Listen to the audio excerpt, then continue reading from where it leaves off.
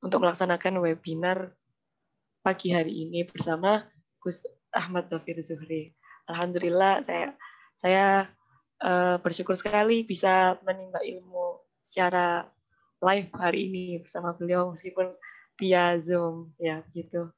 Saya selaku moderator di pagi hari ini mengucapkan beribu-ribu terima kasih kepada Kiai Gus Ahmad Zafir Zuhri, kemudian kepada founder Kris Foundation, Dr. Ustadz Ahmad Najih, kemudian kepada pimpinan redaktur Tafsir Quran.id, Ustadzah Limatus Sauda, kemudian kepada Direktur Kris Foundation, Kak Senata Adi, dan terima kasih semua kepada peserta yang hadir pada pagi hari ini. Sebelumnya, sebelum dimulai webinar pada pagi hari ini, saya akan membacakan kurikulum vitae profil pemateri. Beliau adalah Gus Ahmad Zafir Zuhri, Esos M. Phil.I. Lahir di Malang 4 Juli 1984.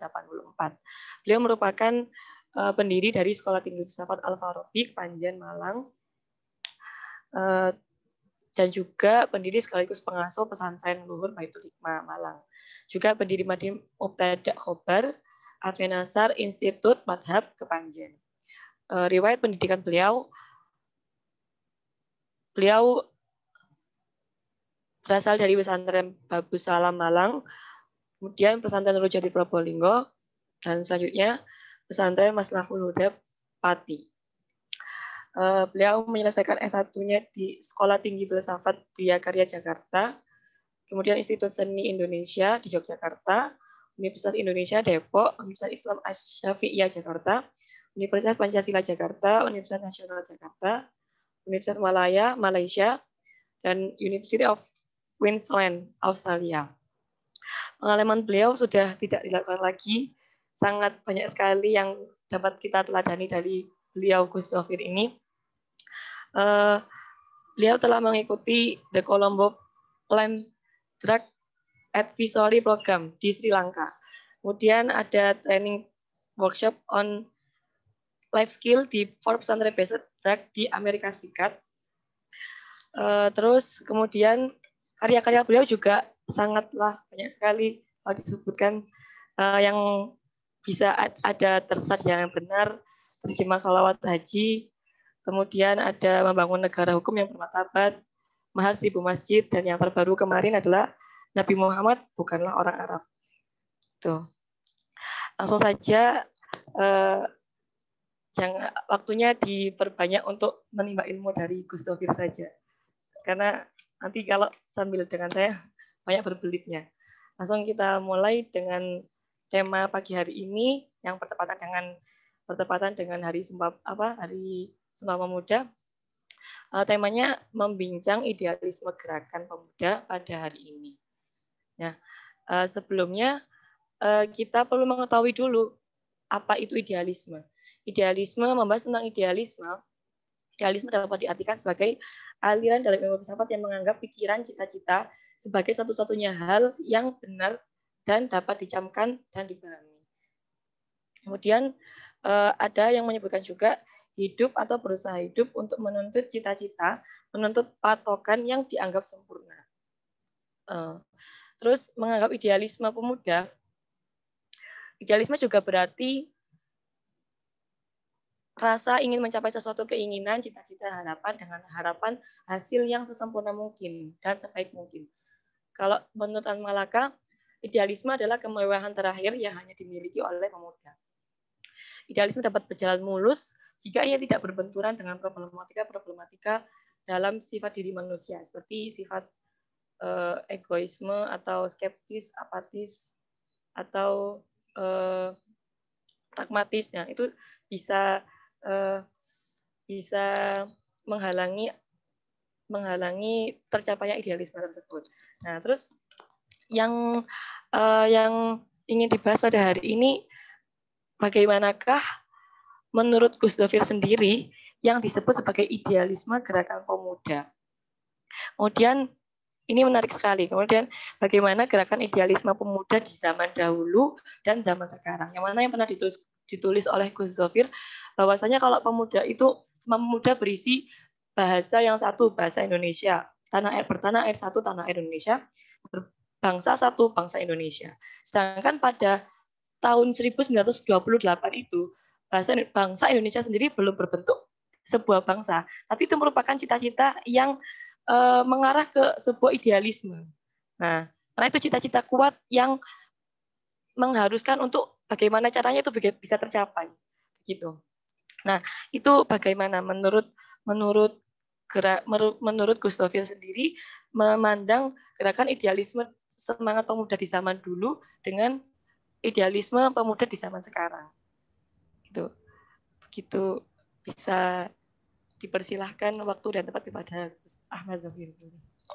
Baik, Assalamualaikum warahmatullahi wabarakatuh. Waalaikumsalam Terdengar ya? Terdengar jelas nggih suara? Iya, Ustaz. Ya. Baik, bismillah, alhamdulillah, salatu wassalamu ala sayyidina Muhammad Rasulullah ma ba'd. Yang terhormat dan yang saya hormati founder dan direktur CRIS Foundation, dalam hal ini Mas Senata Adi, kemudian moderator, juga penata acara tadi yang telah memulai acara, semua peserta webinar membincang idealisme gerakan pemuda hari ini.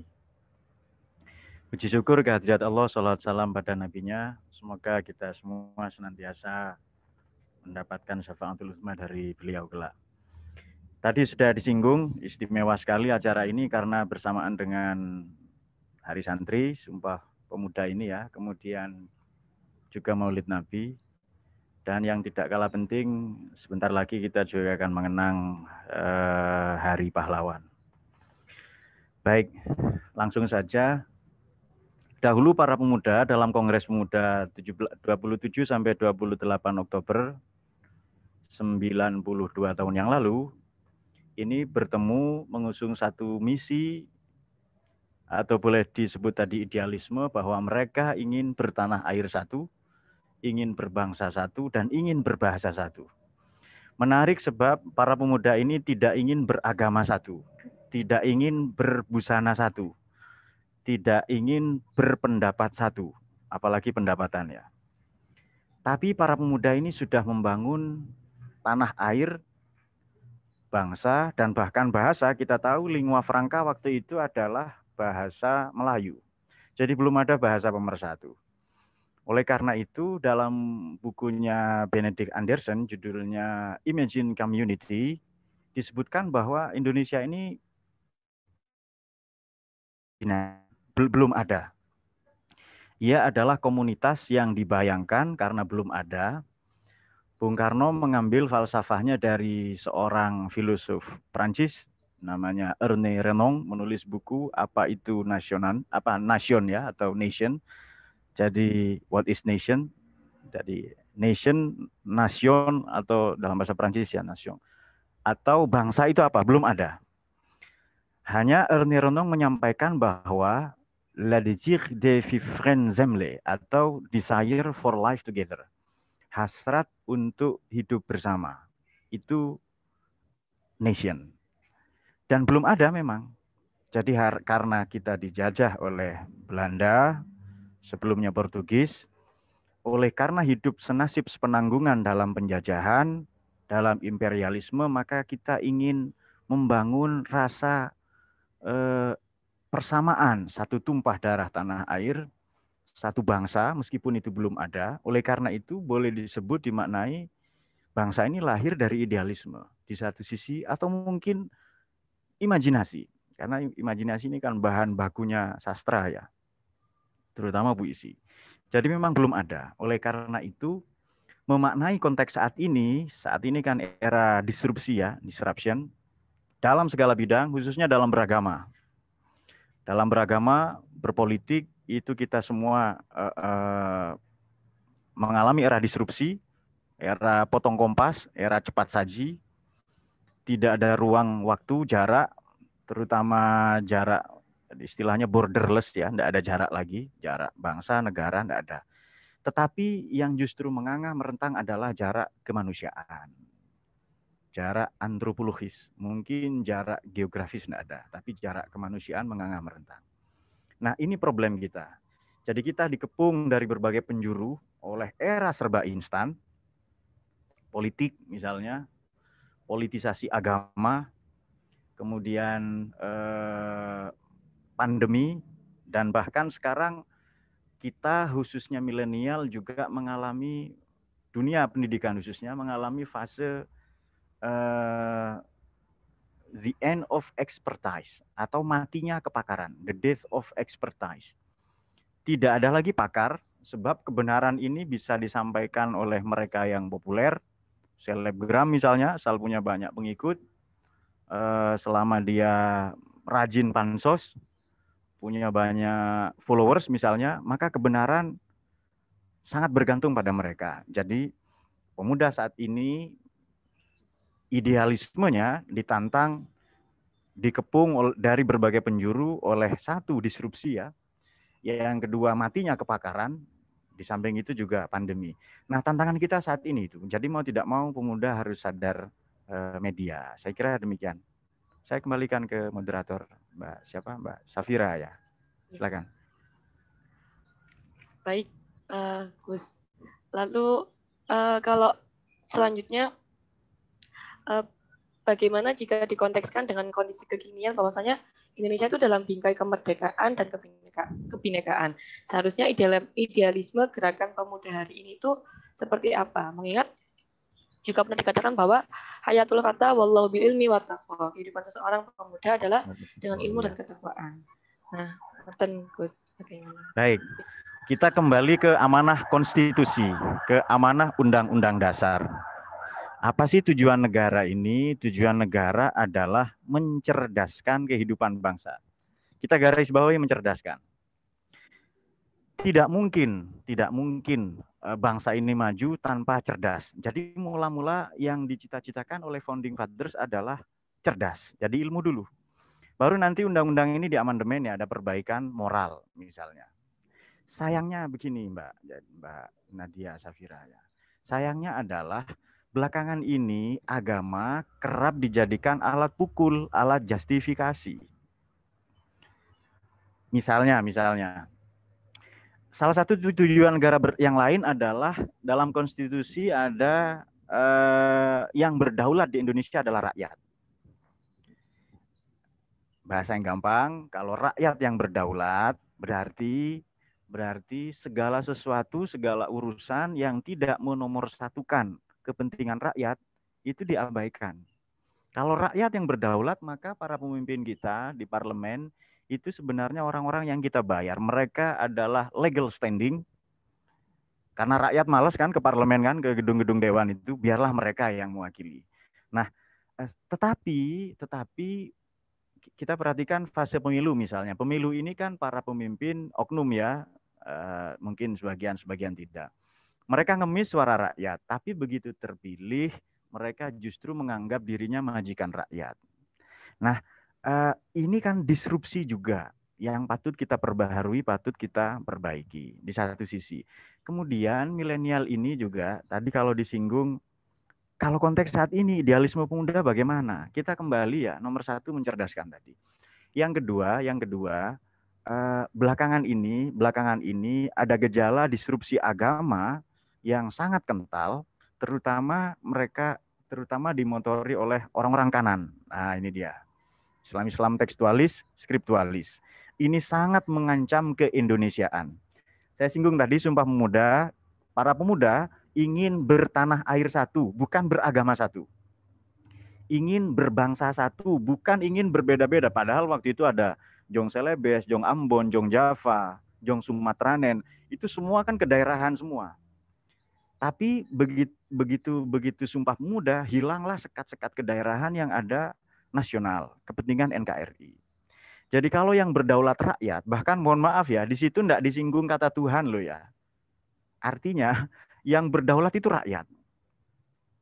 Ya, sungguh-sungguh yang berdaulat itu rakyat. Namun demikian, kita saat ini mengalami bahwa kita tidak berdaulat. Pengetahuan kita tidak berdaulat.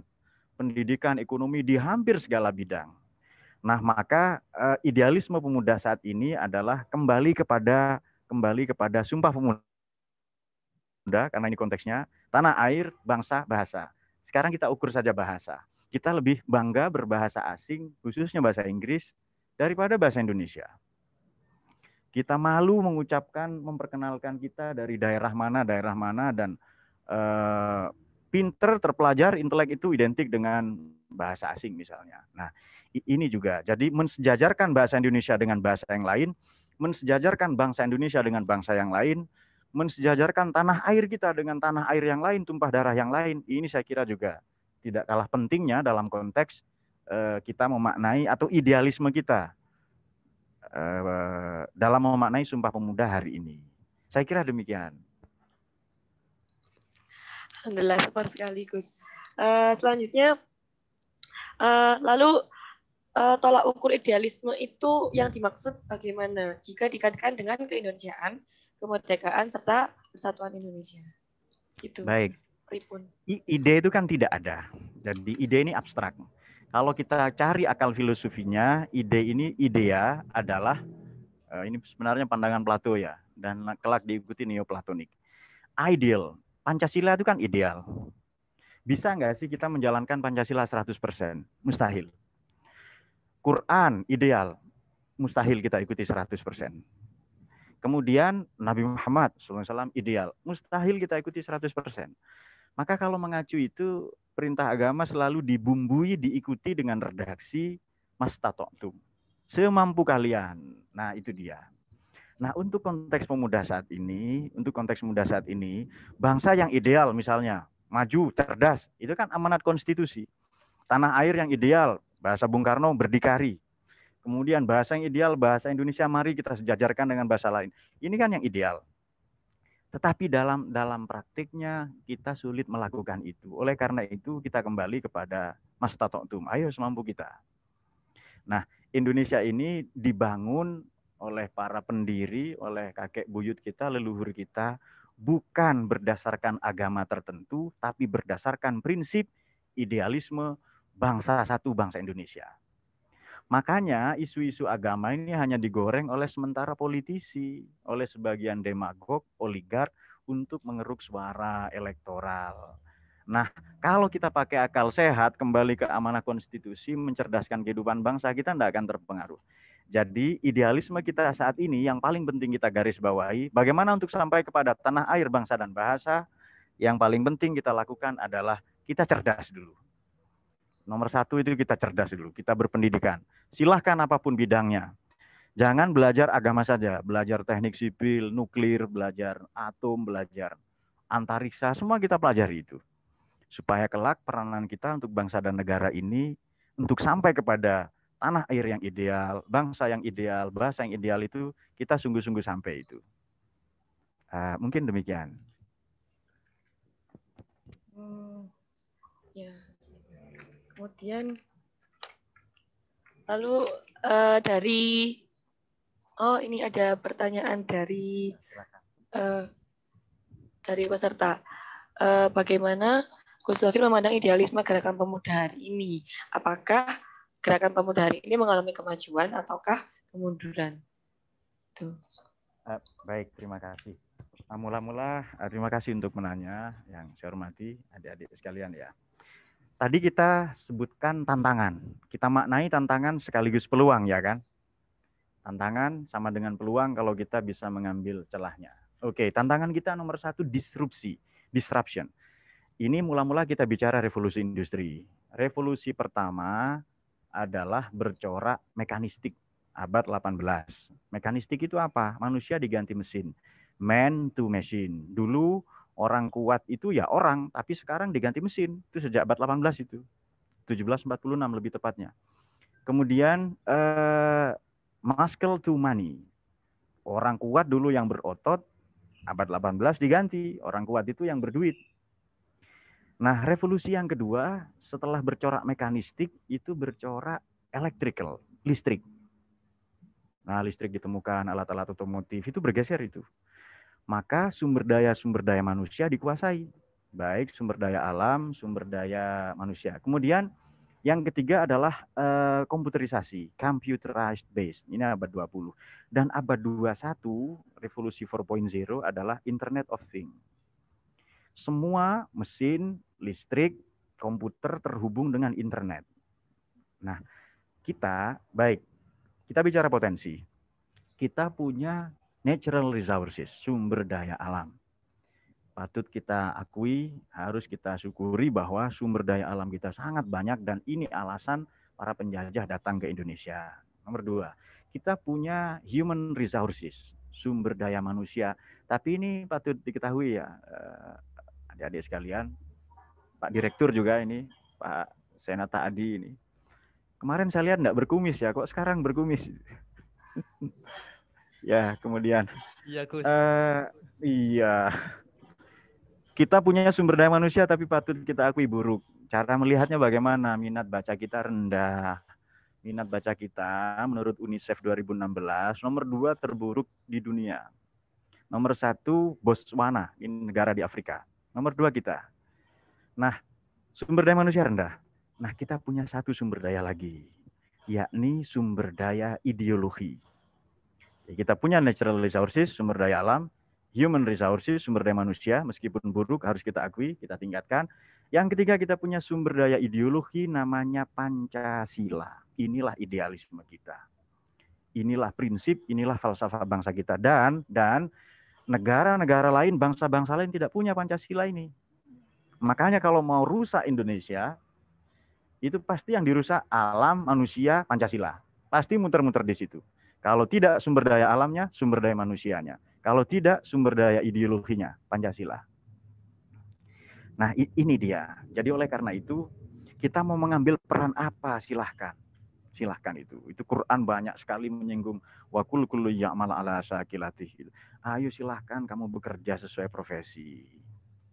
Kamu tidak akan mendapatkan apapun kecuali yang kamu perbuat. Walaisa lil insan illa ma sa'a. Itu ada di surat An-Najm 39. Kalau ya ayat sebelumnya tadi yang saya bacakan di surat Isra ya, ayat 81. Jadi bisakah kita membangun idealisme? Sekarang kita bagi saja, kita di ranah akademik, di ranah modal, atau di ranah politik. Oh, kita di ranah akademik. Adik-adik masih mahasiswa, masih kuliah mungkin rata-rata ya. Maka kita memilih kebangkitan kita adalah dari bidang pendidikan, dari bidang akademik. Nah, kemudian tadi saya juga sudah menyinggung sadar media.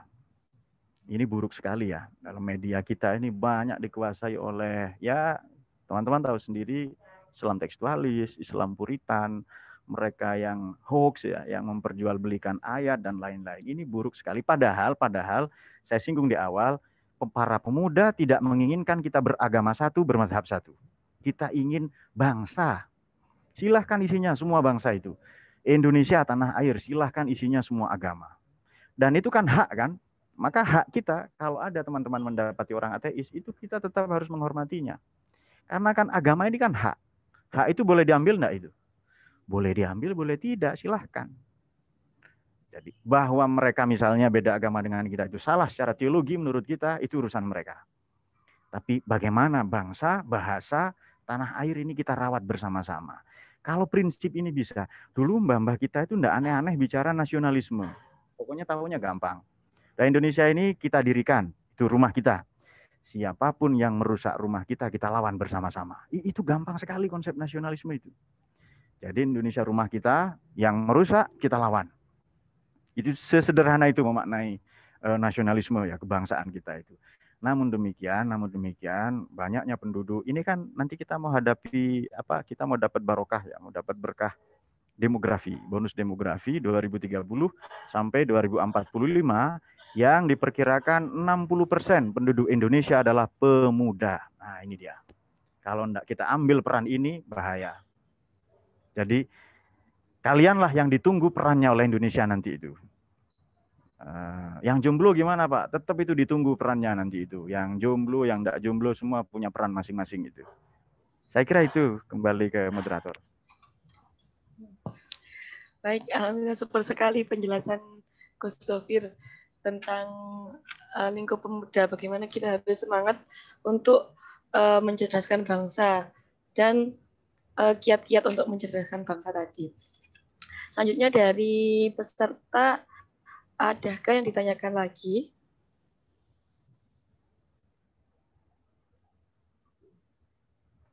Dari peserta, ya ada dari peserta ada yang bertanya, pemuda-pemuda di pesantren salaf biasanya dibatasi untuk menggunakan teknologi atau alat bantu elektronik lainnya. Lantas bagaimana mereka bisa maju untuk ikut bersaing di dunia media seperti saat ini yang tadi disebutkan oleh Gus Taufik juga di abad 21 SDM ditabrakkan dengan meningkatnya zona internet itu di abad 21 ini. Baik. Terima kasih. Kalau adik-adik masih di pondok, saya juga pernah mondok ya di beberapa pondok. Jadi kalau adik-adik masih mondok, silakan ikuti aturan pesantren saja. Namun demikian, pesantren beberapa sudah sadar media. Kalau di pesantren jenengan belum ada fasilitas internet itu enggak apa-apa. Jadi silakan mondok dulu sampai selesai. Sebab begini ya, untuk intelek itu gampang sekali.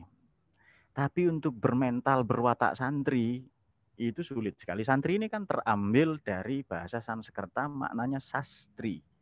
Sastri adalah orang yang mempelajari sastra. Sastra ini kitab suci. Tempat di mana mereka belajar disebut pesastrian atau pesantren. Jadi yang betul-betul mempelajari kitab suci, bayangkan ya kitab suci, Quran, hadis, itu saja dijaga kok. Apalagi cuma calon anaknya mertua ya kan, pasti dijaga itu. Kitab suci saja dijaga. Quran saja Tuhan itu loh, ajaran agama dijaga, apalagi cuma bangsa negara. Dan kita patut ini selama Orde Baru kita sampaikan sajalah. Selama Orde Baru sejarah kita ditutup-tutupi, peranan santri ini tidak ada, seolah-olah ada kanalisasi. Santri tidak bisa jadi menteri, tidak bisa jadi bupati, wali kota karena tentara semua, militeristik ya, militerisasi dari pemerintah Orde Baru. Tapi sekarang kita punya presiden santri, punya wakil presiden sekarang malah ya. Gubernur-gubernur, wali kota banyak yang santri. Nah, jadi bagaimana kalau belum ada, ya enggak apa-apa, silakan ngaji sampai selesai di situ. Tapi nanti kuliah. Kalau enggak sempat kuliah, yang penting belajar. Nah, sekarang ini coba jenengan, kalau sekarang enggak terlalu ya. Mungkin 2 atau 3 tahun yang lalu ada MCA, Muslim Cyber Army. Ini bahaya sekali. Setiap kita nyari apa hukum Islam, teologi, akidah, atau selalu itu halal haram. Kenapa? Karena yang menguasai media kita tahu, Menkominfo waktu itu dari siapa, dari golongan mana kita tahu. Tapi sekarang ini sudah saatnya kita bangkit itu. Dan pesantren ini sudah banyak kok sadar media. Kalau di pesantren jenengan belum ada, enggak apa-apa. Tapi nanti setelah itu kita Anda kuliah atau yang penting belajar dulu. Jadi menempa diri. Anggap saja di pondok itu Anda masih bertapa, nanti sudah waktunya turun gunung itu. Jadi lebih baik lama mondok nanti untuk kemudian Anda mengamalkan ilmunya daripada tidak punya ilmu tapi semangat mengamalkan ilmu tinggi. Sekarang ini kan era disrupsi agama. Saya sebut bahwa era disrupsi agama ini apa? Banyak kecenderungan beragama yang formalistik. Ngapunten ya, mohon maaf ya. Pakai gamis, pakai hijab, cadar misalnya itu. Itu saya tidak mempersoalkan mereka, cuma yang kita persoalkan mereka dengan bercadar, berhijab atau gamis, jenggot atau jidatis lah ya, jenggotis itu, mereka mengklaim dirinya paling benar. Ini pemutlakan pendapat.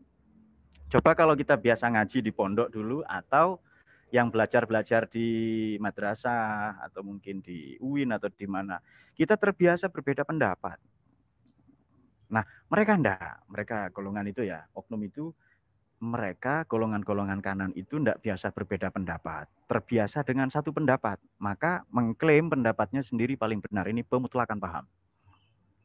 Mengklaim pendapatnya paling benar, otomatis orang lain itu syirik, bid'ah, neraka, saklawase, dan sebagainya itu. Saya kira demikian. Baik, Mungkin dari peserta, apakah ada pertanyaan kembali?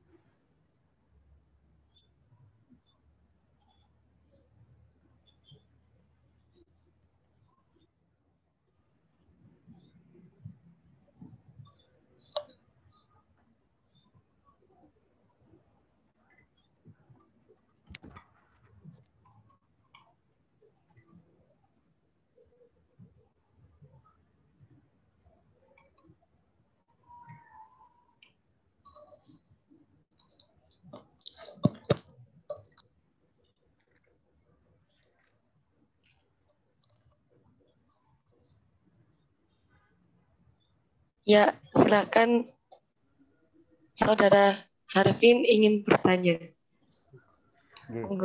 Assalamualaikum warahmatullahi Gus. Salam ta'zim kepada Gus Taufir dan teman-teman semuanya di Chris Foundation. Kebetulan Gus, pas ketika Gus menyampaikan seminar di Yudarta kemarin, saya pernah ikut seminarnya Gus Taufir. Itu kan pernah menyinggung masalah dalil-dalil itu. Nah, pemuda-pemuda sekarang itu kebanyakan yang di kampus-kampus ya Gus, itu kebanyakan mereka main dalil Gus. Nah ini sampai-sampai kepada masalah-masalah yang mengenai masalah tata kenegaraan, sampai-sampai kan itu menyangkut masalah khilafah itu kan pokoknya semua dibantai dengan dalil-dalil semua. Nah ini menyikapi mereka yang seperti ini kira-kira seperti apa? Kalau menurut pandangnya Gus, itu kan kalau misalnya kita tanggapi lagi nanti kan akan melahirkan debat kusir. Nah kita sama-sama pemuda yang darahnya panas ini memang tidak bisa mengendalikan emosi seperti itu, Gus. Ya, cara menyikapinya bagaimana? Terima kasih. Baik, terima kasih. Langsung saya tanggapi ya, Mbak Moderator ya. Ya, monggo, Gus. Nah, terima kasih. Jadi begini, itu yang saya sebut era disrupsi beragama. Oke, khilafah, HTI ya, HT. Alhamdulillah sudah dilarang. Jangan lupa di Indonesia ada parpol-parpol yang kepingin Indonesia menjadi negara agama ya. Bahkan sejak awal mula Republik ini berdiri memang ada Masumi. Kalau partai itu PKS ya. Itu semua ingin jadi negara Islam. Hanya saja kalau HT ini tidak melalui politik, tidak pakai sistem lah ya. Mereka di luar demokrasi. Oke. Mula-mula begini. Saya mau tanya kepada Mas Harvin tadi.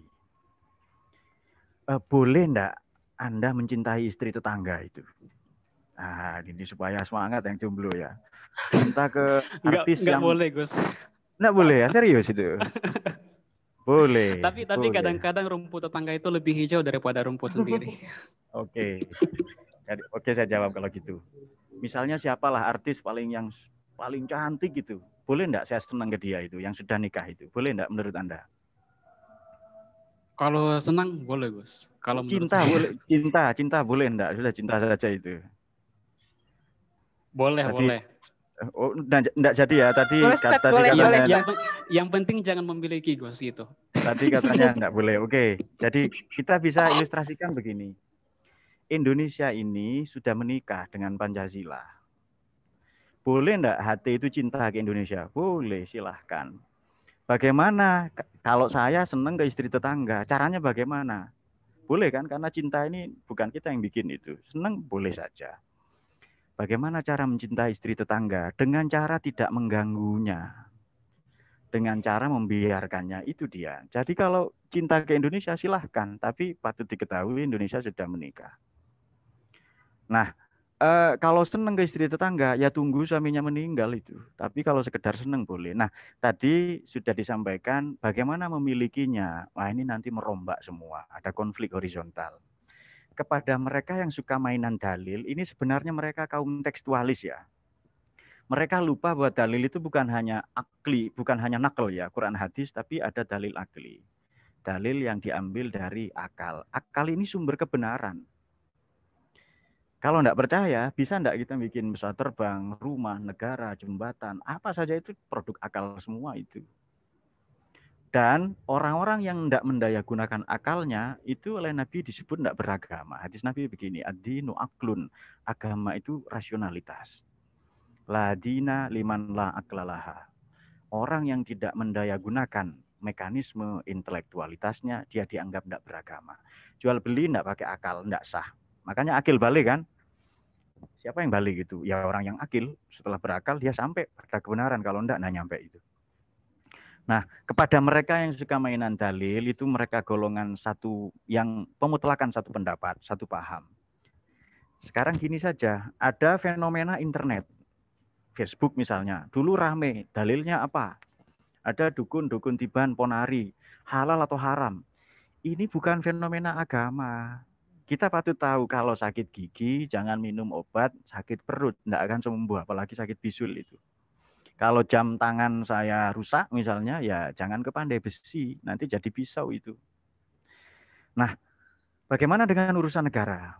Misalnya demokrasi atau khilafah, ini bukan urusan agama. Jadi kan ada ayat begini di Quran, atiullah wa atiur rasul wa ulil amri minkum. Taatlah kepada Tuhan dan Nabi dan pemimpin. Taat pada Tuhan dan Nabi ini mutlak, tidak bisa ditawar. Pasti benar Tuhan dan Nabi itu. Baik. Kemudian taat pada pemimpin. Pemimpin belum tentu benar. Tidak mutlak ketaatan kita pada pemimpin, tapi muqayyad. Term and condition required. Syarat dan ketentuan berlaku. Pak, kalau pemimpin belum ada gimana? Ya angkat dulu pemimpinnya. Berarti ayat ini juga kewajiban mendirikan negara. Bahwa demokrasi atau teokrasi silahkan. Cuma patut diketahui, khilafah yang versi HTI itu sebenarnya bukan khilafah versi Khulafaur Rasyidin ala manhajin nubuwah, tidak. Coba baca Taqiyuddin Nabhani. Tadinya gerakan itu gerakan pembebasan Palestina. Tapi begitu ketemu dengan agen-agen oknum ya, agen Inggris dan Amerika, itu dibiayai untuk memundurkan umat Islam. Jadi kita ini sibuk dengan hal-hal yang receh. Sibuk dengan apa? Taraweh dengan, aduh sementara bangsa lain sudah ke planet Mars, itu ke Jupiter itu. Ah ini dia. Jadi menghadapi mereka, caranya dengan tidak menjadi seperti mereka. Itu kan orang ngamuan itu. Kaum sumbu pendek itu kan. Kaum sumbu pendek, kaum tekstualis, kaum defisit otak itu. Jangan menjadi seperti mereka. Itu saja. Kemudian kalau Anda bisa, silahkan dilawan. Cuma mereka yang menggunakan dalil belum ada bukti ya. Jadi saya pernah nulis, dimuat di majalah Aula tahun lalu. Bahwa Nabi Muhammad memerangi khilafah. Artinya khilafah dalam arti kesukuan. Coba Sayyidina Abu Bakar itu seharusnya apa? At-Taimi. Beliau diganti As-Siddiq. Umar Al-Adi diganti oleh Kanjeng Nabi Al-Faruq. Kemudian Utsman Dzunnurain Zulhijratain. Itu seharusnya Al-Umawi. Sayyidina Ali ini Al-Hashimi, oleh Nabi diganti Al-Murtado. Bahkan nyebut sahabat Nabi namanya Salman Al-Farisi, itu tidak boleh. Karena Al-Farisi ini panggilan, hei kamu Persia, maknanya kamu Majusi. Ini rasis. Oleh Nabi diganti Salman Al-Muhammadi, Salman keluar. Menghapus kesukuan, coba khilafah pelajari. Selain yang 4 itu loh ya, khilafah, Khulafaur Rasyidin itu, misalnya Umayyah, ini suku, etnik. Abbasiyah juga etnik. Kemudian Ayyubiyah, lalu Turki Utsmani. Semuanya kesukuan itu. Padahal Nabi memerangi kesukuan. Kurang lebih semangatnya sama dengan semangat Sumpah Pemuda itu. Jadi kalau mau berjuang menegakkan khilafah versi HTI, itu malah ingkar sunnah itu. Dan patut diketahui sunnah itu maknanya banyak. Dalam fikih berarti dikerjakan pahala, tidak dikerjakan tidak apa-apa. Dalam hadis itu perilaku Nabi. Makna harfiahnya sunnah itu perilaku atau tradisi atau kebiasaan. Atau dimaknai jalan. Jadi kepada mereka orang yang gampang ngamuan itu gampang sekali menurut saya. Karena mereka tidak ngerti sejarah. Kemudian mereka memutlakan pendapat. Dan jargon kembali ke Quran hadis itu bohong sebenarnya. Mereka tidak ada. Dan kita tahu bahwa tadi era disrupsi agama ini diperjualbelikan, sasarannya orang awam, sasarannya orang-orang yang defisit ilmu tadi itu. Saya kira demikian, terima kasih. Terima kasih, Gus. Bagaimana Mas Harvin, apakah masih ada kegalauan yang ingin diutarakan kepada Gus Taufir? Ya, nanti lanjut ke pertanyaan selanjutnya dulu. Ya, terima kasih Gus, terima kasih. Sama-sama. Siap, terima kasih Gus Taufir untuk jawaban atas pertanyaan Mas Mas Harvin. Kemudian ada pertanyaan lagi, Gus. Ini masih banyak yang tanya. Jadi tadi sudah dijelaskan oleh beliau, Gus Dur, melihat idealisme pemuda, yaitu kembali kepada semua pemuda yang mana berbangsa satu dan bertanah air satu. Lalu apakah seperti sekolah di luar negeri itu bisa menjadi ancaman sehingga individu tersebut disebut mengikuti aliran westernisasi begitu? Baik. Pripun. Ya, terima kasih. Jadi kita niru saja kepada founding fathers ya, bapak bangsa kita, Bung Hatta, belajar di Belanda tapi tidak jadi orang Belanda. Mbah Hasim, Hadratus Hasim Asy'ari itu belajar di Arab, tidak jadi Arab. Mereka tetap jadi Indonesia itu. Jadi silahkan belajar kemana saja. Kita kasih pertanyaan gampang begini Mbak ya. Kalau Anda mau belajar ilmu tentang teknik sipil, tentang mesin, tentang otomotif, menurut Anda seharusnya ke Jepang atau ke Arab? Menurut Anda? Seharusnya kita ke Jepang, bukan ke Arab itu. Jadi obati penyakit dari sumber penyakitnya. Kalau mau belajar agama, silahkan ke Mesir, silahkan ke Maroko, ke Sudan, ke Tunis. Saya sarankan jangan ke Saudi. Tapi enggak apa-apa kalau Anda sanggup ke sana ya, karena memang di sana masih kental dengan Wahabi. Dan ada kabar baik, sekarang Saudi ini sudah lebih terbuka. Jadi putra mahkota itu, Muhammad bin Salman itu, perempuan boleh nyetir, boleh masuk stadion. Itu menurut mereka sudah sangat modern itu. Yang itu di Indonesia tahun 60-an sudah dilakukan. Perempuan boleh ke bioskop. Ini baru-baru ini. Ulama-ulama yang ekstrim itu ditangkepin semua. Sudah ada 600-an apa itu. Dan menggenjot sektor pariwisata. Saudi itu karena sumber daya alamnya mau habis. Jadi bagaimana tantangan ya, lebih spesifiknya adalah kita ini kan di Indonesia, ini kan negeri yang damai. Kita sudah pluralis. Jadi social origin dari bangsa Indonesia adalah pluralisme itu sendiri, kemajemukan. Contohnya apa? Bangsa satu, bangsa Indonesia. Itu berarti sudah banyak sekali bangsa itu. Yang orang Ambon, silahkan nyatakan dirinya orang Ambon, tapi Anda bagian dari bangsa Indonesia. Nah, sekarang kecenderungan ini yang belajar di luar, aneh kan ya, jadi belajar hanya ke Arab setahun, merasa lebih Arab dari orang Arab. Makanya saya nulis buku Nabi Muhammad bukan orang Arab ya, tapi kapan-kapan kita bicara itu. Kemudian yang belajar di Eropa merasa dirinya, kemudian merasa dirinya ini superior dan merendahkan bangsanya sendiri. Ini juga tidak baik.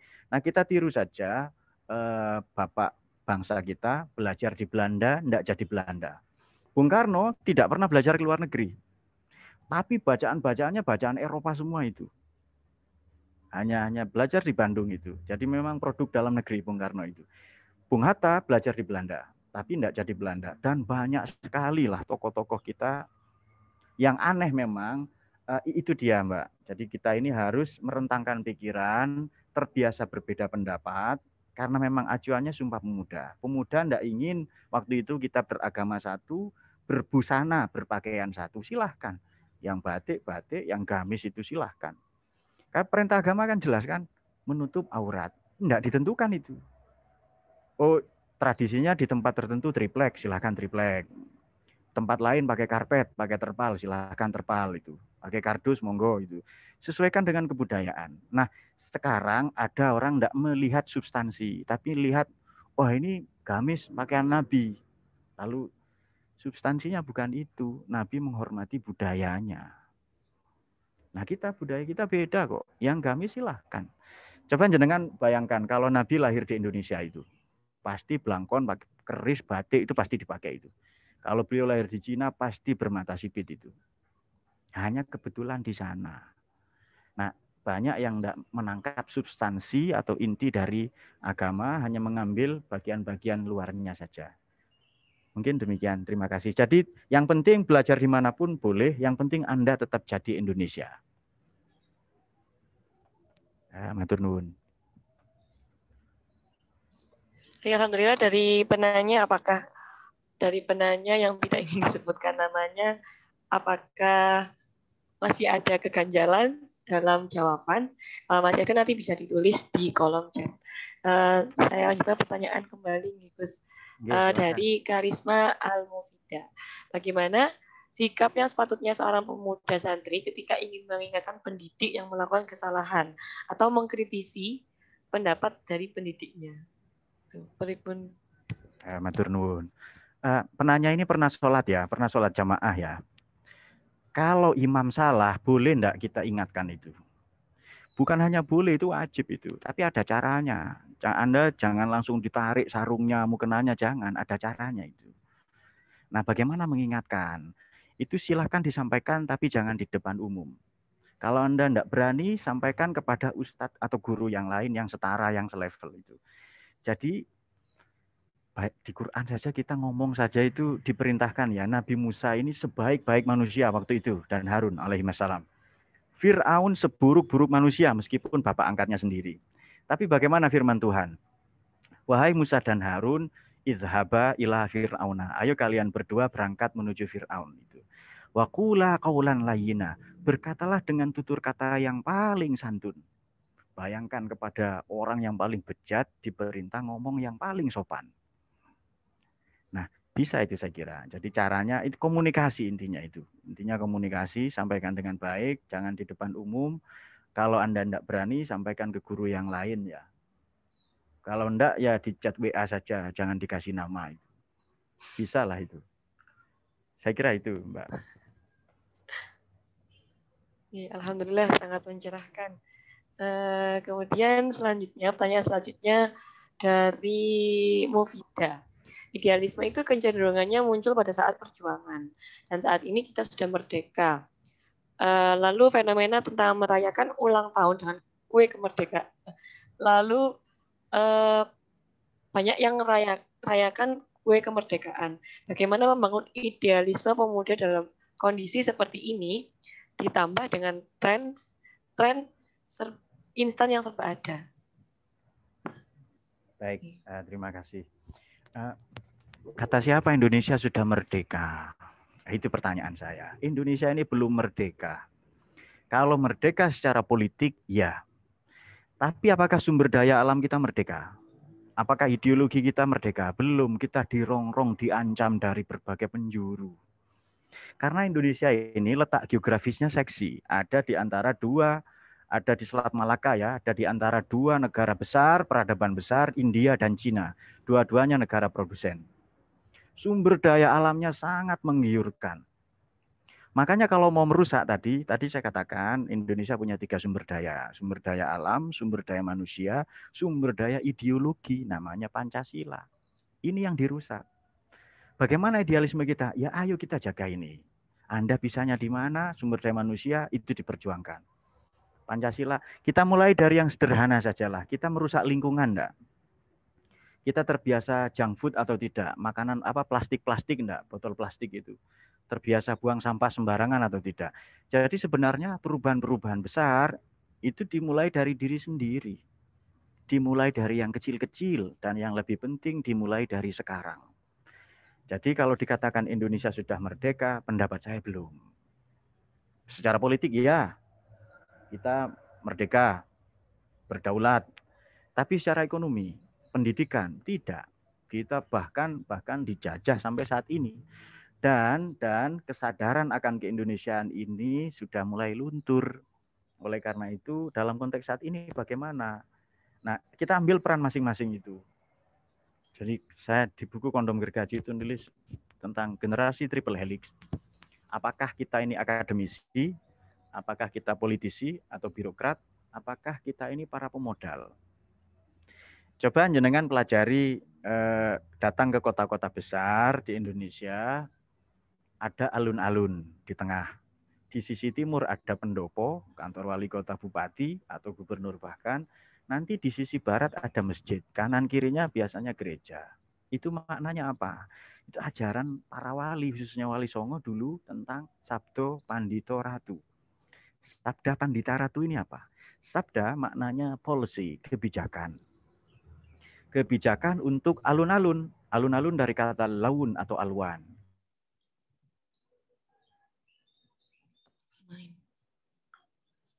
maknanya. Siapa Pandita dan Ratu? Pandita itu adalah ulama dan Ratu adalah umaro. Itu dia. Saya kira itu, matur nuwun.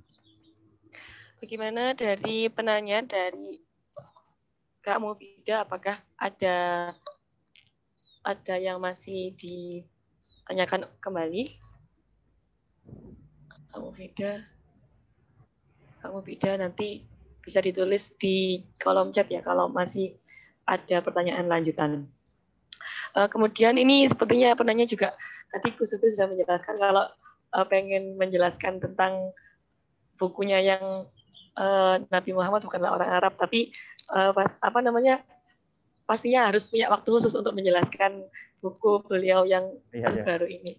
Tapi ini penanya sudah kepo sekali sekarang ini Gus. Mungkin Gus Sofir berkenan untuk menjelaskan secara ringkas tentang maksud dari Nabi Muhammad itu bukan orang Arab. Okay. Oh baik, ya sedikit ya.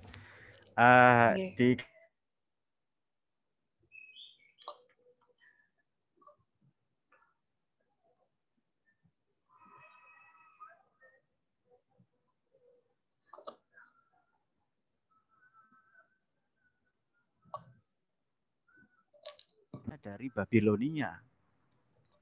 Makanya dari Ur-Kaldan ya, mbahnya bernama Ibrahim dan Ismail. Ismail itu putranya. Ismail ini bukan orang Arab dan bukan bahasa Arab. Memang Yishma ini bahasa Ibrani artinya mendengar, Elohim. Orang yang senantiasa mendengar Allah itu, menyimak perintah Tuhan. Jadi beliau pendatang. Memang Nabi Muhammad lahir di Arab. Saya ilustrasikan begini. Misalnya saya orang Jawa, selalu saya pindah ke Sumatera. Atau katakanlah saya pindah ke perbatasan Malaysia ya, Entikong di Sumatera, di Kalimantan Barat. Nanti generasi saya, anak cucu saya yang ketiga atau keempat itu akan mengatakan begini.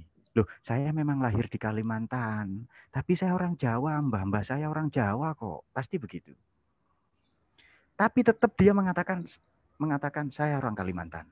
Saya lahir di Kalimantan, tapi mbah saya dulu. Nah, maknanya begitu. Nabi Muhammad tegas menyatakan dirinya, saya orang Arab. Saya lahir di Arab. Artinya apa? Siapapun yang lahir di Indonesia harus dengan bangga menyatakan diri saya Indonesia. Meskipun dia keturunan Arab, keturunan Cina. Nah, maknanya itu. Jadi buku itu bercerita tentang nasionalisme. Bahwa Nabi lahir di Arab, iya itu jelas. Tapi leluhur beliau bukan dari Arab, dari Babilonia, Irak kalau sekarang itu. Oleh karena itu, mengapa beliau tegas menyatakan nasionalismenya sebagai Arab? Ini ajaran bahwa kita lahir di Indonesia, kita bangga menyatakan diri Indonesia. Sebab begini, sekarang kan asal yang non Indonesia, apakah Arab, apakah bule atau apa, merasa dirinya lebih tinggi dari orang Indonesia. Padahal kita tahulah dalam agama tidak ada itu. Beda laki-laki, perempuan, warna kulit itu tidak penting. Yang penting spiritualitas mereka atau ketakwaan mereka. Jadi itu buku mengenai beliau bukan orang Arab, tapi dalam tanda tanya itu ya. Nah, tujuannya sederhana sebenarnya, supaya kita bangga lahir menjadi Indonesia. Saya kasih contoh gini saja. Kita ini kan lahir di Indonesia. Makan, minum, tidur, kalau mati kepingin dimakamkan di Indonesia. Udara yang kita hirup udara Indonesia. Nasi yang kita makan atau air yang kita minum itu airnya Indonesia. Lah kok sekarang anti Indonesia, itu kan aneh sekali. Lahir di Indonesia, sekolah di kampusnya Indonesia, kemudian numpang hidup di sini di Indonesia, lah kok membenci Indonesia, kepingin merusak Indonesia, itu kan tidak masuk akal. Nah itu yang lebih kurang isi bukunya. Itu terbitan Kompas Gramedia. Atau kapan-kapan kita bisa diskusi ya, Mbak Nadia. Ya. Penanya tadi, Mas Rukun. Okay. Ya, alhamdulillah sudah dijelaskan oleh beliau langsung, Gus Sofir. Atau nanti Mbak Mufidah bisa dilihat di itu webinar yang pernah bareng sama Gus Ulil dan Habib Ja'far, Gus. Yang pernah di bedah buku. Okay. Ya, nanti bisa dilihat siaran ulangnya mungkin sambil mengulas ulang. Nah, gitu. Selanjutnya pertanyaan dari Namanya Am. mumpung hari momennya Sumpah Pemuda dan Maulid Nabi, ini Saudara Am mau bertanya. Bagaimana kita sebagai pemuda bisa meniru Nabi Muhammad pada saat mudanya untuk dijadikan acuan gerak kita sebagai pemuda zaman sekarang? Baik, terima kasih. Jadi pemimpin ini rujuliyah ya, rujuliyah ini leadership. Pemimpin-pemimpin besar, orang-orang besar, pemimpin hebat, pemimpin agung itu bisa diketahui sebelum mereka jadi pemimpin. Misalnya, sebelum Nabi Muhammad ini jadi Rasul ya, jadi Nabi dan Rasul, beliau sudah mendamaikan konflik suku. Yakni ketika Mekah banjir bandang, Ka'bah itu roboh, dibangun lagi, lalu ada konflik. Siapa ini yang meletakkan Hajar Aswad ini? Itu Nabi sudah menengahi, memberikan alternatif solusi, menengahi problem atau pertikaian kaumnya waktu itu. Bayangkan ini belum jadi Nabi. Jadi pemimpin besar itu cirinya begini, ia bisa diketahui sebelum memimpin, dan ketika memimpin justru gaya hidupnya, lifestyle-nya seperti rakyat, sangat sederhana, sembodo itu, sembada. Sangat down to earth, sangat membumi. Itu bahasa Jawa ya, sembodo itu. Kenapa? Karena memang mereka ini berasal dari rakyat. Nah, kemudian Nabi Muhammad muda ini berdagang. Jadi beliau sudah mempelajari peradaban lintas negara. Maka di Quran ada surat Quraisy kan li'ilafi Quraisyin ilafihim rahlatas syita'i wassaif. Quraisy ini ahli di bidang kurs. Jadi kurs ini bahasa Arab klasik, bukan bahasa Inggris. Ahli di bidang perekonomian. Jadi mbahnya Nabi itu kan yang keberapa itu Quraisy itu. Jadi Muhammad bin Abdullah bin Abdul Muthalib bin Hashim bin Abdi Manaf bin Qusay bin Kilab bin Murrah bin Ka'ab bin Lu'ay bin Ghalib bin Fihir ya. Bin Malik Nabi Muhammad bin Abdullah bin Abdul Muthalib bin Hashim bin Abdi Manaf bin Qusay bin Kilab bin Murrah bin Ka'ab bin Ghalib bin Fihir bin Malik bin An-Nazar bin Kinanah bin Husaimah bin Mutrikah bin Ilyas bin Mudhar bin Nizar bin Ma'ad bin Adnan bin Ad bin Udad bin Hamaisah bin Salamah dan seterusnya. Jadi mbahnya Nabi yang kesekian itu Fihir, julukannya Quraisy, ahli di bidang kurs. Nabi oleh pamannya sudah diajak berdagang umur 12 tahun. Jadi otomatis beliau mempelajari peradaban-peradaban. Di Persia, di mana di mereka ini Syita, musim dingin ke selatan, ke Syam, musim panas ke utara. Syam, Yaman dan sekitarnya, musim panas nanti ke utara, ke mana? Bahkan ke Eropa ya, sampai ke Eropa itu. Romawi Timur. Kemudian apa tujuan mereka ke sana? Mereka berdagang. Jadi Nabi Muhammad sejak kecil sudah ketemu dengan orang dari lintas peradaban. Sangat kosmopolit. Jadi Weltanschauung, pandangannya mendunia, tidak berpandangan lokal.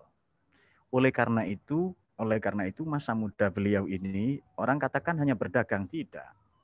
Itu juga belajar banyak sekali peradaban ya. Dan ini bedanya Nabi dengan orang biasa seperti kita. Kalau Nabi ini memang dididik langsung, top down, dari Tuhan ke bawah. Tapi kalau kita enggak, kita bottom up, dari bawah ke atas. Jadi bagaimana Nabi Muhammad waktu muda, tadi kan saya katakan beliau sosok ideal, mustahil kita tiru 100%. Jadi orang yang ayo sunnah Nabi, sunnah Rasul, itu orang menurut saya orang paling sok itu. Enggak mungkin kita niru Nabi 100% karena ideal. Sama dengan Pancasila itu ideal.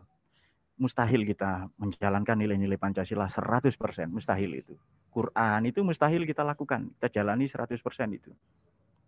Kalau Nabi ya, Nabi menjalankan Quran 100%, kita enggak mungkin. Jadi bagaimana Nabi waktu muda, beliau seorang spasialis, petualang. Jadi beliau petualang, datang ke banyak negara, berdagang, kemudian ketemu dengan banyak pendapat. Bahkan momen-momen ini dipotret, direkam di Quran ya, banyak sekali. Dan oleh karena itu fase dari nanti beliau kan hijrah ya, dari Mekah ke Madinah ini juga fase yang sangat menentukan di mana beliau sebagai calon pemimpin besar. Tuhan sudah menyiapkan beberapa piranti, beberapa software rujuliyah ya, leadership untuk beliau jadi pemimpin besar. Nah, untuk konteks saat ini bagaimana? Nah, kita kan hidup di zaman yang berbeda. Yang nomor satu, kita merentangkan pikiran, memperkaya wawasan. Jadi belajarlah, silahkan datang kemana-mana itu. Kata Imam Syafi'i begini dalam diwan itu, dalam kumpulan puisinya. Singa ini binatang buas, akan mati kelaparan kalau dia tidak berburu. Anak panah yang paling tajam sekalipun tidak akan mengenai sasaran kalau dia tidak dilepas dari busurnya. Wal usdu laula firaqul ardi maftarasat wasahmu laula firaqul qausi lam yasibi. Anda punya potensi besar, kapak, ya jangan untuk ngiris bawang. Anda potensinya bagus, misalnya kayu jati, ya jangan dimasukkan ke tungku pembakaran, nanti kualitasnya turun jadi kayu bakar itu. Ya harus dibikin peralatan yang lebih bermanfaat. Saya kira itu. Matur nuwun.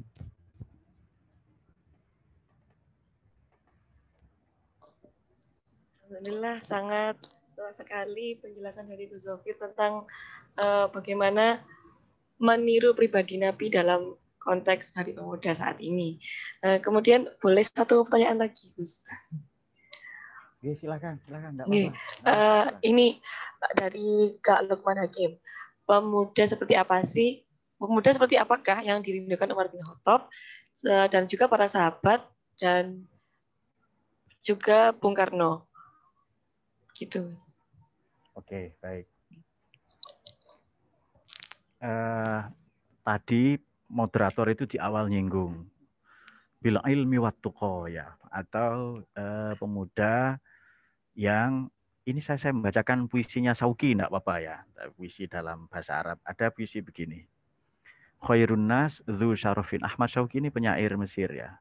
Kalau Bung Hairil Anwar, atau nanti saya membacakan itu enggak apa-apa. Jadi khairun nas dzu syarafin qadimin aqama li nafsihi syarafan jadida wa syarrun nas dzu khumulin iza fakhartahum zakarul jaduda. Sebaik-baik generasi muda adalah ia yang memiliki kejayaan di masa lalu. Ini mbah-mbah kita punya negara hebat, kerajaan, punya peradaban tinggi, adiluhung. Tapi dia tidak puas. Dia ingin membangun kejayaannya sendiri, achievement ya, prestasinya sendiri. Seburuk-buruk generasi adalah mereka yang hanya membanggakan leluhurnya. Dia sendiri tidak ada prestasinya. Iza fakhortahum, kalau kamu nanya prestasimu apa? Zakaru al-jaduda, mereka nyebut mbah-mbah mereka. Ini generasi paling buruk ini. Tidak punya prestasi, mereka hanya membanggakan masa lalunya. Ini gagal move on ini. Orang-orang yang sama seperti Hairil Anwar. Hairil Anwar ini jadi pahlawan misalnya. Tidak ada perjuangannya itu, kecuali di puisi saja. Karena beliau meninggal sebelum kemerdekaan memang itu. Jadi Hairil Anwar ini penyair pesanan menurut saya. Kanjeng Nabi juga Nabi pesanan itu. Tapi dipesan oleh alam semesta ini. Hairil Anwar ini penyair pesanan, itu dipesan oleh bangsa dan negaranya. Bung Karno, Bung Hatta, para pendiri bangsa juga, mereka semua orang-orang pesanan, pemuda pesanan yang dipesan oleh bangsa dan negaranya. Jadi, maknanya begini. Jadi kita hidup di mana? Kita hidup di Indonesia. Adalah keliru, adalah salah besar kalau kita menolak fakta bahwa kita Indonesia. Saya sebutkan begini, di Quran kan ada ayat, kamu tidak dilarang berbuat baik kepada siapapun selama tidak merusak, satu ini di surat Hasyr ya, juz 28. Satu, tidak merusak posisimu atau keadaanmu, tidak merusak dirimu sebagai umat beragama di satu sisi, dan tidak mencederaimu sebagai umat berbangsa bernegara di sisi lain. Ada ayatnya, la yanhakumullah anil ladzina lam yuqatilukum fiddin. Kita tidak dilarang berbuat baik berhubungan dengan siapapun yang tidak merusak agama. Di satu sisi.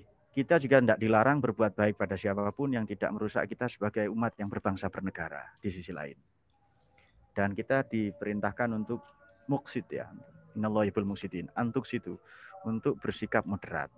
Jadi dalam hal ini, pemuda terbaik itu saya kira kalau dia tahu dia di mana. Ada di mana, dia punya rencana mau ngapain. Cara gampang begini, kita boleh memilih Islam Kristen silahkan. Mubah itu. Beragama ABC, bahkan tidak beragama silahkan. Tapi jangan dianggap liberal loh ini ya. Kita tidak memilih agama, silahkan. Memilih agama, silahkan. Memilih mazhab ABC, silahkan. Tapi kita wajib menjadi Indonesia. Jadi saya katakan begini, kita menjadi Indonesia ini wajib. Mengikuti mazhab tertentu itu mubah, itu silahkan pilih itu. Memilih agama tertentu silahkan. Kenapa saya katakan menjadi Indonesia wajib? Ya kita tidak bisa menolak kok, kita lahir di sini itu. Bahwa makanya para pemuda ini tidak bersumpah kami beragama satu, enggak. Karena di Indonesia bukan hanya agama monoteis, tapi ada agama politeis, animisme, dinamisme, kapitayan, Sunda Wiwitan, banyak agama politeis di sini. Dan sudah seharusnya kita tidak mensirik-sirikan mereka, saudara kita yang nyembah batu. Saya kira sampai sekarang kita peradaban batu kok. Hanya dulu batu betulan, kalau sekarang kan batu-batu litium, alkalin, ABC, kan hanya ganti merek saja itu. Dulu batu betulan memang itu memang batu dan seterusnya. Jadi penghayat ini kita patut bersyukur ya, penghayat sudah diakui. Seharusnya semua agama diakui di Indonesia. Dan ini menarik, ketika dua orang Kristen ingin masuk Islam, datang ke Nabi itu dari Najron ya. Najron ini dari Yaman. Nabi, kami mau masuk Islam. Itu oleh Kanjeng Nabi SAW dilarang. Jangan masuk Islam. Beliau membacakan wahyu begini. Inna au iyyakum la'ala hudan au fi dhalalim mubin. Mungkin Anda yang benar, mungkin agama saya yang salah. Ini kan etika dalam berdialog ini. Bahkan interface dialog. Dialog lintas iman. Mungkin agama Anda yang benar, mungkin agama saya yang salah. Artinya Nabi memberi kesempatan, silahkan cari tahu tentang Islam dulu, jangan langsung masuk Islam. Artinya apa? Nabi memberi kebebasan beragama. Atau la ikrah fiddin, ini populer. La ikrah, tidak boleh ada paksaan, tidak boleh ada teror, tidak boleh ada intimidasi, ancaman atas nama agama. Tapi Kanjeng Nabi tegas menyatakan dirinya orang Arab. Meskipun beliau aslinya bukan orang Arab, karena beliau lahir di Arab. Nah itu dia. Ini dalil, ini bukti ya, postulat bahwa memilih mazhab tertentu bebas. Mari kita hargai. Tapi menjadi Indonesia tidak ada pilihan wajib ini. Nah, makanya tadi yang ada bertanya soal HTI itu aneh sekali itu menurut saya. Lahir di sini, makan minum di sini, bahkan kuliah di kampusnya negara. Mungkin bapaknya pegawai negeri, makan uang negara, mohon maaf ya. Mungkin. Tapi menolak Indonesia. Jadi kalau saya menyebut pegawai negeri itu bukan berarti PNS buruk ya, enggak. Karena saya pernah nguji skripsi, ini sedikit ya. Karena saya pernah nguji skripsi, aktivis HTI, skripsinya menolak Pancasila. Saya tanya, orang tua Anda kerja di mana? Di PLN, Pak. Itu kan perusahaan negara. Terus kemudian Anda kok kuliah di sini? Saya tidak sebut kampus negeri lah, pokoknya di Malang saya waktu uji itu ya. Anda kok kuliah di kampus negara? Lah kok menolak falsafah ideologi negara? Nah itu kan aneh itu. Lalu anak itu saya nyatakan tidak lulus itu biar dia mikir lagi itu. Kalau tidak senang sama negara ini, ya silahkan keluar. Tidak cocok Pancasila, Pak. Silahkan jangan tinggal di Indonesia itu. Itu kan simpel sekali sebenarnya. Sama dengan saya tidak cocok minum kopi, ya berhenti minum yang lain. Itu kan selesai, itu pilihan itu. Nah, oleh karena itu patut dipertegas bahwa konteks saat ini kita jangan malu jadi Indonesia. Mari jangan malu itu. Anda harus bangga ya menjadi Indonesia. Terima kasih.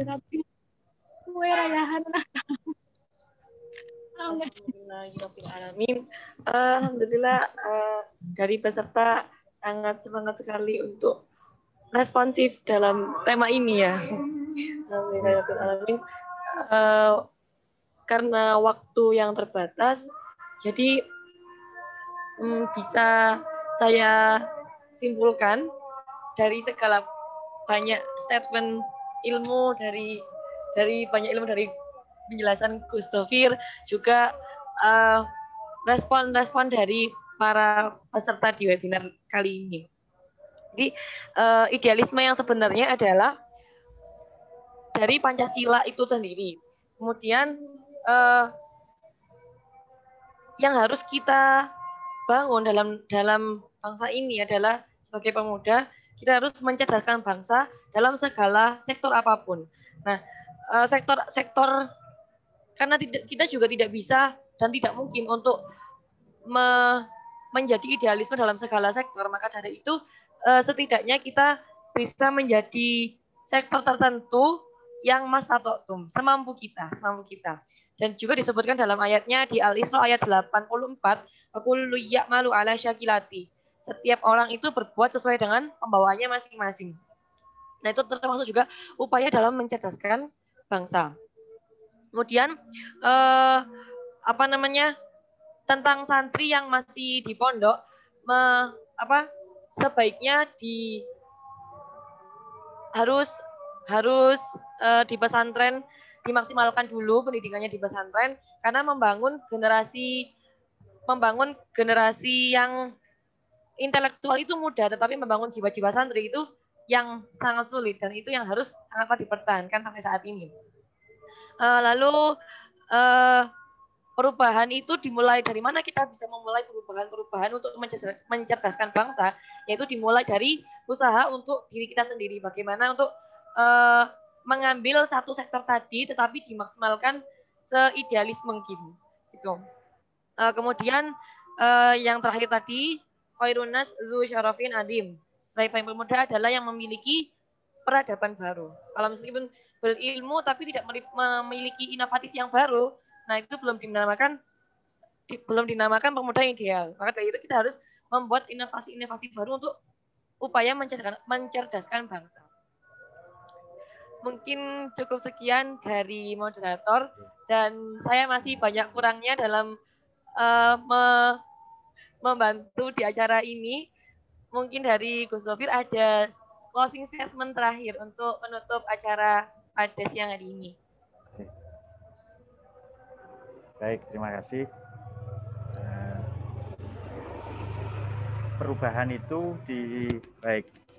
Perubahan itu dimulai dari nomor 1, diri sendiri. Ini ajaran Nabi, ibda binafsik ya.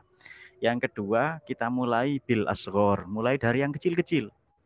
Disiplin, tepat waktu, kemudian menghormati orang tua, banyak belajar, terbuka pada perbedaan pendapat, menghormati perbedaan, merayakan perbedaan. Jadi dimulai dari yang kecil-kecil dulu. Yang ketiga, yang lebih penting, perubahan itu dimulai sekarang. Ibda bil'an. Ini disebut teori rantai nilai atau value chain, teori rantai nilai ya. Jadi tidak cukup kualitas kuantitas, tapi butuh kontinuitas, butuh keberlangsungan terus-menerus itu. Jangan berhenti. Kalau kita membuka diri, dimulai dari diri sendiri, dari yang kecil-kecil, dan dimulai dari sekarang, maka sukses itu tinggal menunggu waktu saja sebenarnya itu.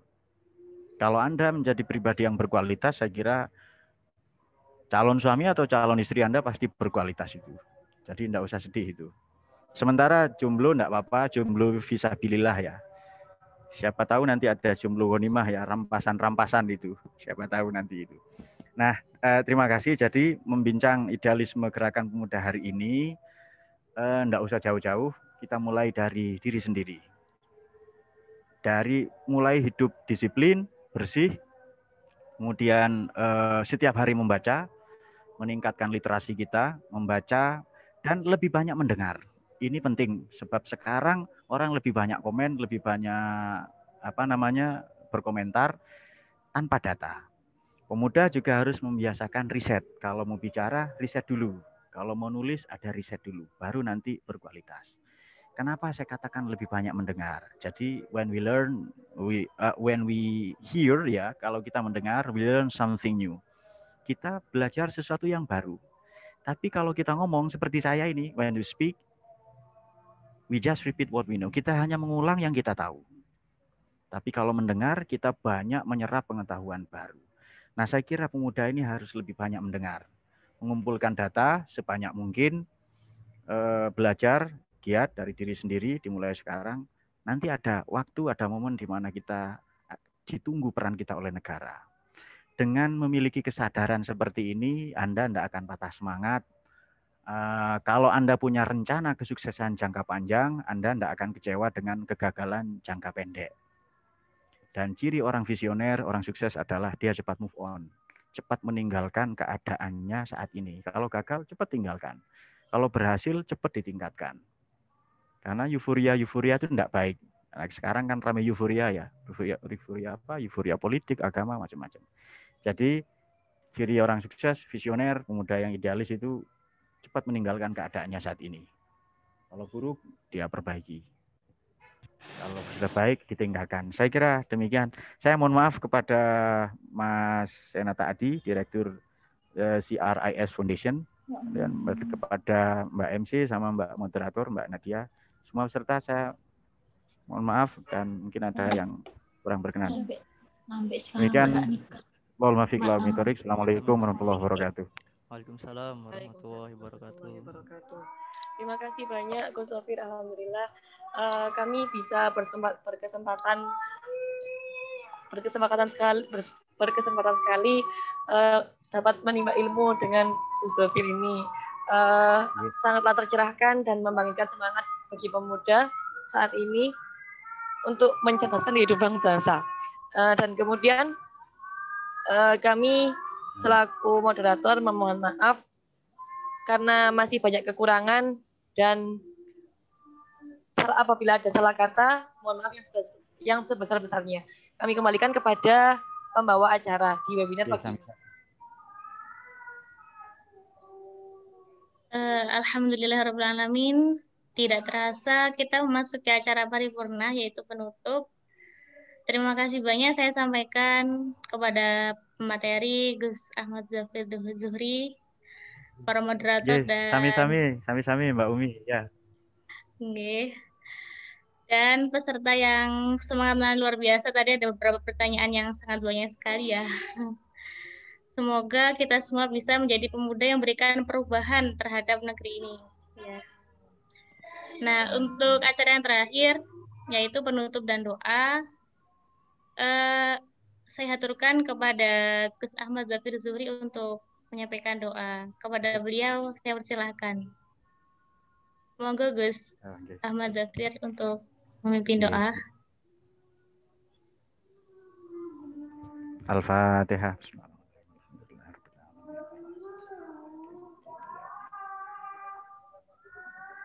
Bismillahirrahmanirrahim. Alhamdulillahirabbil alamin. Allahumma shalli ala Muhammad wa ala ali sayyidina Muhammad. Allahumma hdina fiman hadait wa afina fiman afait wa tawallana fiman tawallait wa barik lana fima a'tait wa qina bi rahmatika wasrif anna syarra ma qadait. Allahumma inna nas'aluka minal khairi ma sa'alaka minhu nabiyyuka sallallahu alaihi wasallam wa ibaduka sholihun wa na'udzubika min syarri ma sta'adza rasuluka minhu sallallahu alaihi wasallam wa ibaduka sholihun. Allahumma laka aslamna wa bika amanna wa alaika tawakkalna wa ilaika hakamna wa khasamna faghfir lana ma qaddamna wa ma akharna wa ma asrarna wa ma a'lanna wa ma anta a'lamu bihi minna antal muqaddim wa antal muakhir la ilaha illa anta rabbana atina fid dunya hasanah wa fil akhirati hasanah wa qina adzabannar. Allahumma shalli ala sayyidina Muhammadin nuril anwar wa sirril asrar wa tiryaqil aghyar wa miftahi babil yasar sayyidina wa maulana Muhammadin al-mukhtar wa ala alihi wa ashabil adhar. Wassallallahu ala sayyidina Muhammadin wa ala alihi wasallam. Al-Fatihah.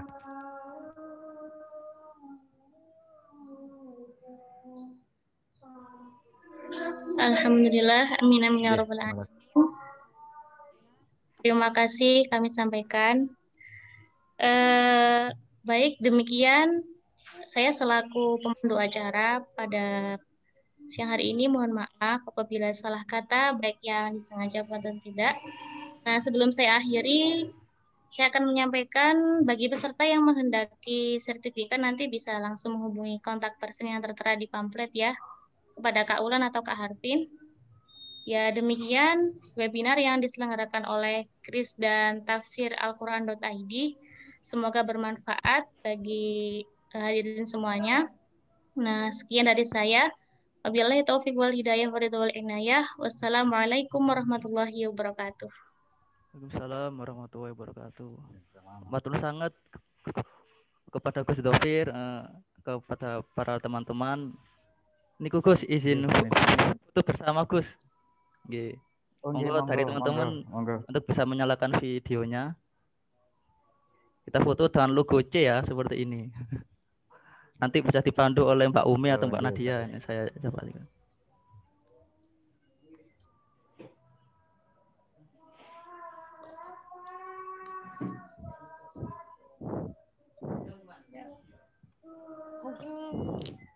dari pemateri bisa di spotlight.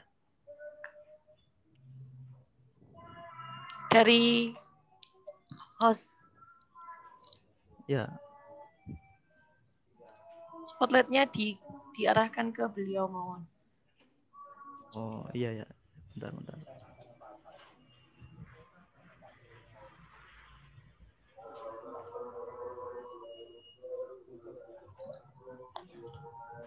Oke. C ya seperti ini ya. Oke, saya pandu. 1, 2, sebentar. Oke. 1, 2, 3.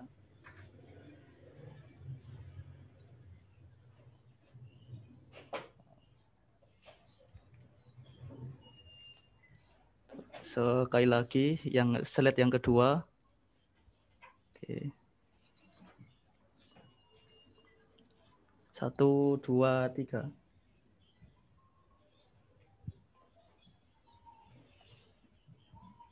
Oke. Pun. Oke. Matur sangat kepada Gus Dovir. Ini semoga teman-teman bisa nanti berdiskusi bareng di offline atau ke Malang, Gus. Nanti semoga saya bisa ke sana nanti sama adik-adik semua di sana. Amin. Matur sangat. Salam kenal semuanya, salam kenal semua sama Mbak Umi ya semuanya. Sama Mbak Nadia, Mas Adi. Gus. Monggo. Mohon izin saya nggih. Waalaikumsalam warahmatullahi wabarakatuh. Monggo. Kami atas nama Kris mohon maaf dan terima kasih banyak atas kehadiran para peserta. Semoga ilmu bermanfaat dan tentunya ke depan Kris akan mengadakan webinar yang lain, jadi ditunggu kehadirannya. Demikian, Assalamualaikum warahmatullahi wabarakatuh. Kami mohon izin akhiri. Waalaikumsalam warahmatullahi wabarakatuh.